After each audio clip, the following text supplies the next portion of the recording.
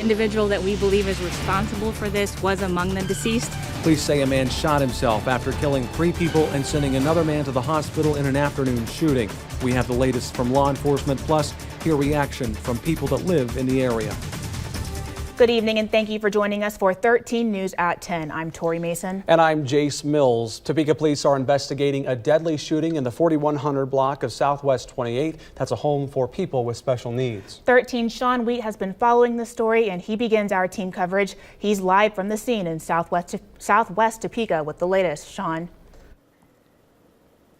Jace, Tori, we can tell you the Topeka police were called to this home around 4 o'clock this afternoon after a man walked in and started shooting. 911 call came in at 3:50 p.m. asking for police assistance in reference to gunshots. When officers arrived at the home, they found 5 people shot. 4 subjects were pronounced deceased at the scene. According to Lieutenant Stewart, the shooter was among the dead. He died from a self-inflicted gunshot wound. The 5th person was taken to a local hospital with non-life-threatening injuries. She says the home is owned by a business that provides in-home care for those with special needs. All 5 men were associated with the business, but officers could not say why. Stewart says they are using all resources available to investigate. Pull in people will switch their assignments to take care of this situation because it's very sad for our community and we want to make sure that we have a complete investigation for the victims. Well, Topeka police are still trying to notify the family before they release, all the families that is, before they release the name of those victims to us. Now, this is a very continuing investigation for the Topeka Police Department and a continuing story for us. We're going to keep you updated. You can find all the details on our website at WIBW.com and, of course, right here on 13 News. Sean, thank you. We'll check back with you later. A nice, quiet neighborhood. That's how neighbors describe the scene of the shooting. 13's Natalie Otto spoke with neighbors about what unfolded in their quiet community. She continues our team coverage. Tori and Jace, the house was home to several disabled adults living under assisted care. TPD could not confirm exactly what kind of care it was, but neighbors say they frequently saw police cars at the home, but nothing ever like this. It's usually always great. I mean, very few people we have issue with, you know. Comfortable, it's people are polite, so no, this is quite shocking. H. Owen and Don Williams were among several neighbors who rushed outside as the sound of sirens filled their usually quiet community. There were 13 police cars, 3 fire trucks, and 2 ambulances that were here. So I knew something horrible had happened. A quiet Sunday afternoon quickly turned to chaos as their street became the scene of a homicide. 4 people were found dead, including the suspect who was found with a self-inflicted gunshot wound. Owen, who's lived next door to the house at 4100 Southwest 28th Street for 30 years, says his first instinct was to help. The caretaker, which was a female, and she was pretty upset, and I just tried to console her, but she was really, really upset. The house was an assisted living group home for disabled adults, and while the street was usually quiet, neighbors say the home had its problems. There was some problems. The police had been out 3 or 4 times just trying to settle people down. Some of the patients that they had would lose their temper. But most of the neighbors have told me that within the last 6 months, cops have been there at least 10 times. But clueless as to what could have unfolded to lead to such tragedy, neighbors say they're left in disbelief. No problems. I haven't had any, there's no crime issues that I'm aware of. It's kind of a dark day on the neighborhood, you know. I mean, nobody wants to see anybody die. Anybody? As we said earlier, 4 people were found dead. One last individual was taken to the hospital with non-life-threatening injuries. He continues to recover. Our hearts go out to everyone involved in this incident. Tori and Jace, back to you. Thank you for that, Natalie. It's been almost 4 years since 4 people were murdered in central Topeka, and whoever did it is still on the run. Tori takes us back to the unsolved quadruple murder.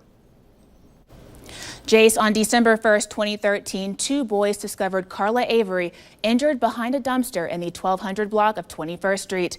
When police went to her home, they found the bodies of 3 other people, Tamisha Lee, Eric Avery, and Marvin Woods. All had been shot. Carla Avery died 2 days later. It's been nearly 4 years and police still don't have any leads on a suspect, leaving the victims and their families without justice. The Central Park home was previously the scene of another homicide in 2007. That case is also unsolved. Thank you for that, Tori.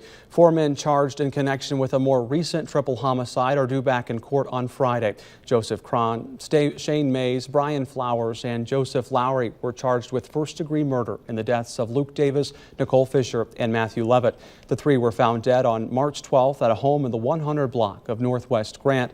Motion hearings for the 4 men charged are scheduled for Friday, May 5th. Now we'll go over to meteorologist Ian Cassette in the Weather Center with a quick check of our forecast. Hi, Ian.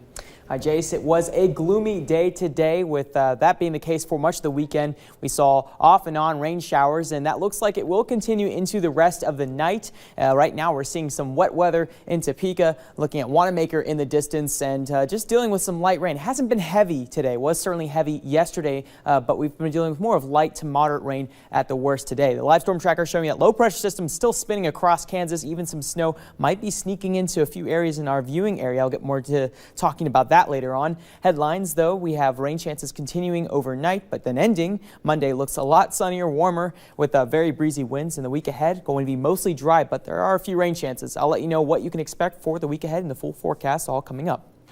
Looking forward to your full forecast. Thank you for that, Ian. The U.S. moved armored vehicles along the Syrian side of the Turkish-Syrian border on Friday and Saturday. The move was a show of force intended to keep Turkey and Syrian Kurdish fighters from battling one another. It comes as the Turkish president threatened to take further military action against Kurdish militants in Iraq and Syria, saying U.S. support for such groups, quote, must come to an end. The U.S. has repeatedly provided air cover and other support to Kurdish forces battling the Islamic State group. NATO member Turkey views the Syrian Kurdish forces as an extension of its own Kurdish insurgency and launched airstrikes against them last week. U.S. troops have since been patrolling the border. Riley County says the current location of its EMS department could use some improvement. The county, the city of Manhattan, and K-State have been in talks about moving the Riley County ambulance services to the Manhattan Fire Department headquarters, which would require expansion. Via Christi Hospital currently houses the county's EMS headquarters, but starting next fall, the hospital will be raising Riley County's current administration fees from $45,000 to $250,000. Before a decision can be made, the County Board of Commissioners will have to decide on multiple issues affecting their EMS department.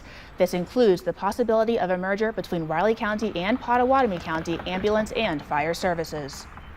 Any one of them could be decided independently of the others. I don't know when they may fall like dominoes. There may be one or more of them that gets resolved first. What my client has asked, the city of Manhattan and also Kansas State University, is basically be patient with us. And Holman says the county is looking to possibly make a decision by September. Another section of Wanamaker Road will be under construction starting tomorrow. Wanamaker Road from Southwest 10th to Southwest 6th will be reduced to 1 lane going both north and south starting Monday. The road work will also restrict any left turns traveling either directions. No word yet on when the project will wrap up. Well, Jace, those Royals, their struggles truly are continuing. Hopefully there's a positivity in sight for them. What the Royals and Ferris Bueller have in common. Jonathan will break that down for you later in sports. And we'll check back in with our team on the scene of today's deadly shooting when we return. Watching 13 News at 10 with Tori Mason and Jace Mills. 13 News, Kansas News leader. This is your 13 weather forecast with Ian Cassette. Still seeing rain right now. That has been the case for much of this weekend. Hopefully you're still able to enjoy your weekend. It was a little on the cool side, so you probably stayed indoors there. The view from the Jayhawk Tower brought to you by Ramada Hotels. Still seeing that rain falling down in the capital city. Seeing plenty of rain throughout the weekend. High temperatures from the day. We did manage to get to 60 degrees officially in Topeka, 59 degrees in Lawrence, cooler to the northwest, only 44 degrees in Concordia. Winds were out of the south in our eastern counties, and that's what allowed that warm up. A little bit of a brief window there. We even saw a little bit of sunshine midday, but cloud coverage has certainly been more on the mostly cloudy side throughout the weekend. So temperatures currently 45 degrees in Lawrence, 46 degrees in Topeka, 46 degrees in Manhattan, and we're 38 degrees in Concordia. So these temperatures are going to remain in the mid to upper 30s in north central Kansas, which will play into a factor for a chance for some snow overnight in north central Kansas. Nothing accumulating, but a chance there. Rain totals so far for the last 48 hours, over an inch in Topeka, 1.35 inches, over 2 inches in Lawrence, 0.9 inches in Hiawatha, just over an inch in Manhattan. Everyone pretty much saw at least an inch of rain and maybe a little bit more tonight. Quarter inch at best, especially north central Kansas. So here is a big picture, a beautiful dynamic low pressure spinning across the central plains, and it has provided anywhere from severe storms, flooding, tornadoes, rain, everything. It's got all of it going on, a typical spring storm, and providing a good amount of snow for western Kansas. In fact, I-70 is closed from Salina to the west because of the amount of snow they've received there, and crews are working on cleaning that up. Currently, the satellite radar imagery, we're looking at not too bad, just some light showers for most areas in eastern Kansas, but there are some moderate showers right now in northwest of Manhattan and north central Kansas, Leonardville there, Riley seeing some heavier rain, and that is going to be the better chance for some accumulating rain throughout the night is in north central Kansas, but we'll be seeing some of that rain drying out as we go on throughout the night. Supercast indicating that rain continuing in north central Kansas late tonight, even a few chances for some flakes mixing in with some rain. Not expecting any accumulation with this, but overnight that rain will start to dissipate, tapering off into the morning on Monday. Will be dry by probably after sunrise, and looking at that cloud coverage decreasing as it pushes off to the east. That system finally out of our way, moving off to the northeast, getting to see a little bit of sunshine by Monday afternoon, and rain chances are going to remain low through the rest of Monday. Not really expecting much. Tuesday should be mostly dry as well, only a slight chance for some showers in the afternoon and evening hours, but warmer weather and drier weather is on tap for the end of the week. So red risk index for tonight, scattered showers expected tonight. People's Insurance Group, no real big issues, just some light rain. Sneeze alert for tomorrow, a little bit higher because of the drier conditions expected, sharp Honda, but for the forecast for tonight, 40 degrees. That rain will be ending. Still going to see those gusty winds tomorrow, certainly gusty, 35 miles per hour, 62 degrees, warmer, clearing skies. The 8-day forecast, temperatures getting into the 70s by the end of the week with plenty of sunshine. Looking forward to that. Okay, thank you, Ian. Right, and staying with weather, severe weather and an outbreak of tornadoes pummeled parts of the Midwest and the South. The storm has killed 14 people. Brooke Silva Braga reports from Canton, one of the hardest hit communities. A tornado roared through Canton, Texas, taking out nearly everything in its path. The twister leveled this reception hall where teens and their parents had gathered for prom. These are the two restrooms that we took shelter in. There's also, I think, about 5 people that hid in this stairwell. Amazingly, no one here was injured despite all that damage. The owner of the rustic barn says the weather alert system saved lives. By the time we got to the door to the bathroom, which is just about 20 foot, the roar was just right on top of us. The National Weather Service says at least 4 twisters touched down across Texas. You saw cars and other vehicles stacked on top of each other. And so it was just large swath after large swath of devastation. A driver used his cell phone to capture one of the tornadoes as it rumbled across a Texas highway. It went right over it. Oh my gosh. In Missouri, severe flooding pushed a cab of a tractor trailer down a road. Officials say a child was electrocuted while playing outside after the storm in Mississippi. The weather is so bad in Arkansas, the governor has declared a state of emergency, and residents in Oklahoma are bracing for potential record flooding. Brooke Silva Braga for CBS News, Canton, Texas. Our thoughts and prayers certainly go out to them. Thousands are in the dark as crews work to restore power. And returning to that fatal shooting from this afternoon, Topeka police say they are also investigating a car that may be associated with that shooting. Let's check in with 13's Sean Wheat, who is live at the scene with the latest. Sean. Well, Jace, Tori, we wanted to just add in a little bit of detail here because Topeka police say that car is somehow associated with the shooting, but they won't say how. Now, the car is a blue Volkswagen. Officers had it towed away after looking through the vehicle. It's all part of the investigation into the shooting that left 4 people dead, including the shooter. Police say the shooter walked into the home for special needs and shot 4 others before he shot himself. 4 men are dead, including the shooter. 1 man was taken to a local hospital with non-life-threatening injuries. Now, they say they are pulling all of their resources in to investigate this shooting. And, of course, they will be giving us information on the victims once they've notified family and next of kin. Of course, we'll have all those details on our website at WIBW.com. Sean, thank you. We'll keep you updated as we learn more information and maybe check back in at the end of the show as well. Well, it's a new fitness trend, probably more suited for children, Jace. It might be coming up. We'll tell you why people are getting on their hands and knees to get fit. Stay with us.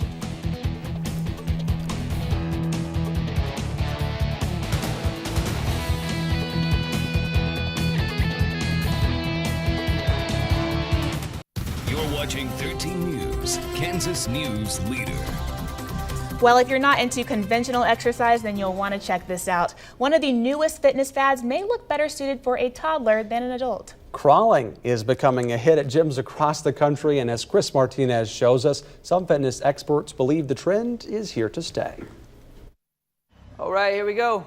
At A4 Fitness in Los Angeles, students hit the floor on all fours to crawl their way to better health. Yes, From crab crawls to more traditional toddler moves, he's gonna reach all the way out. instructor Adam Lerner includes these crawls in his classes, each one activating multiple parts of the body. Your triceps are working, your chest is working, your abs are working, your hips are working. Experts say crawling offers more than just a workout. Some claim it can essentially reset your body, bringing back strength and mobility most people lose over the years.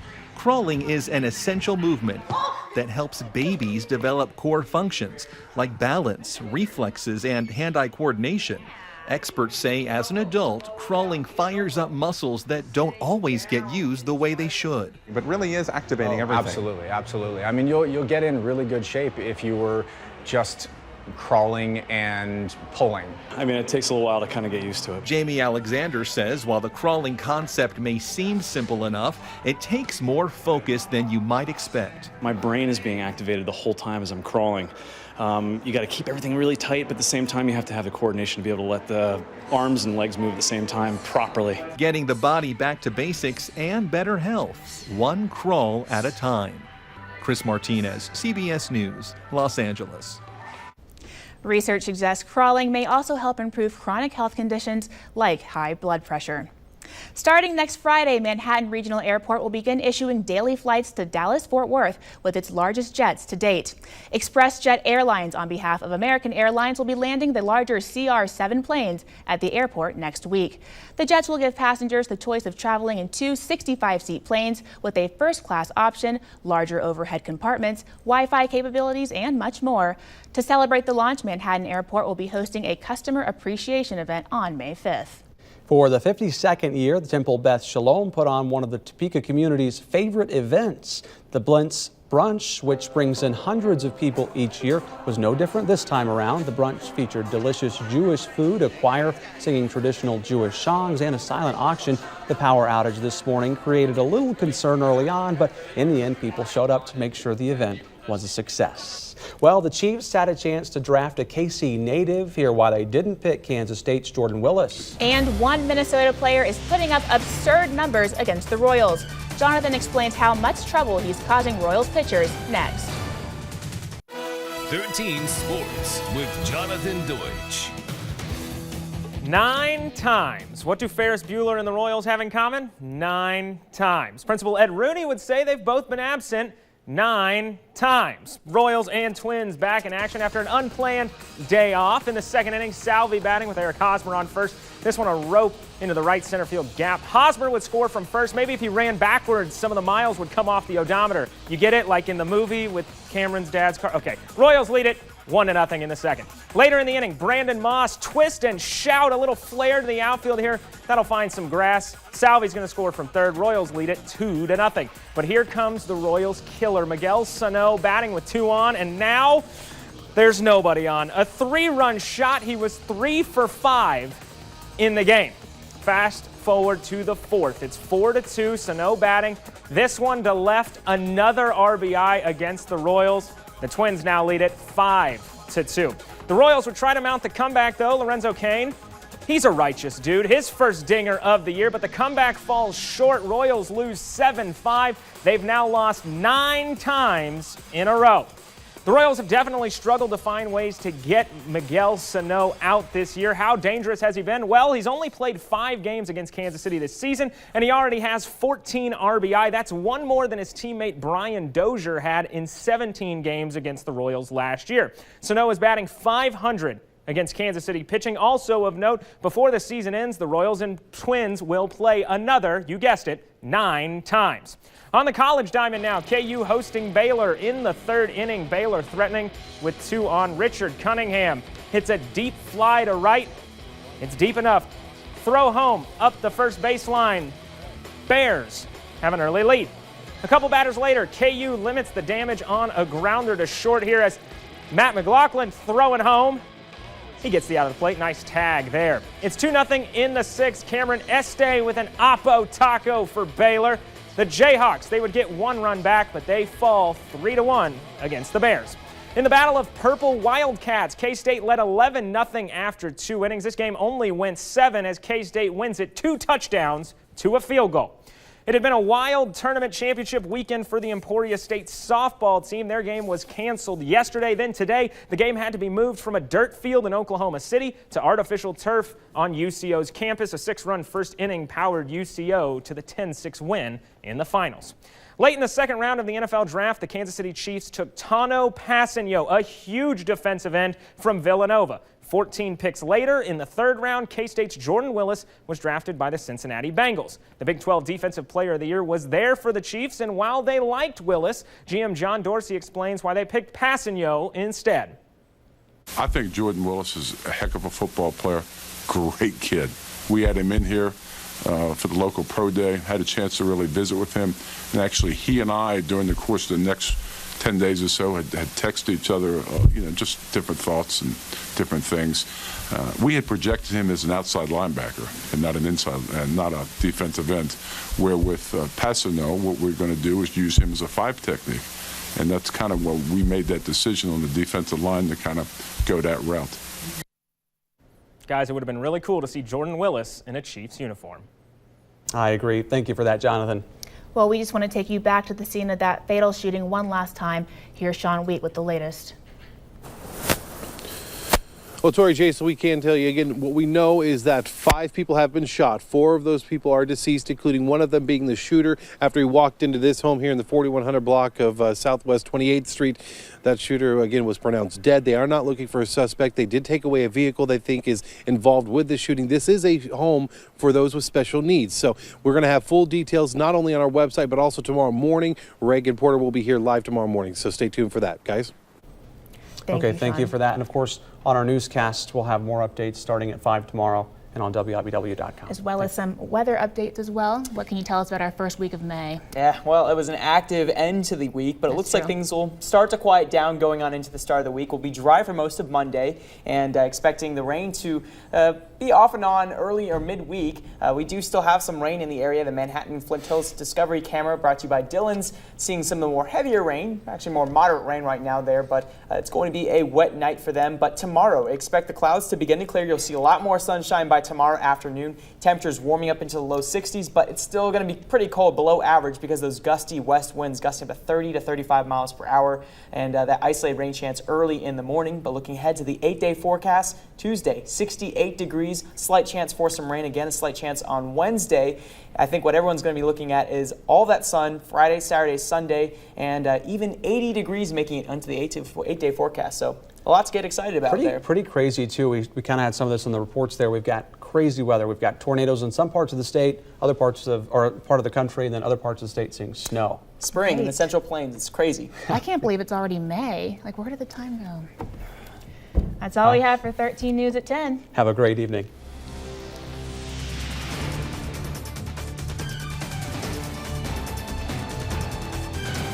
The latest news, weather, and sports at WIBW.com or follow WIBW on Twitter, Facebook, and our mobile app.